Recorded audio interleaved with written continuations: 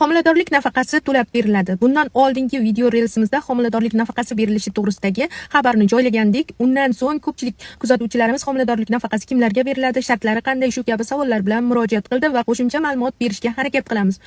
Barchaga ma'lum, shu vaqtga qadar faqatgina davlat tashkilotlarida ishlaydigan ayollarga homiladorlik nafaqasi, ya'ni dekret puli to'lab berilardi. Endilikda xususiy sektorda ishlaydigan farrosh, salonchi, sotuvchi kabi barcha ayollarga homiladorlik nafaqasi to'lab beriladi. Rasmiy ma'lumotlarga ko'ra 2024-yilda O'zbekistonda 133 ming nafar ayollarga homiladorlik nafaqasi to'lab berilgan. Shundan 15 mingdan ko'prog'i xususiy sektorda ishlaydigan ayollar hissasiga to'g'ri keladi. Amalda esa har yili xususiy sektorda 150 va undan ortiq ayollar homiladorlik.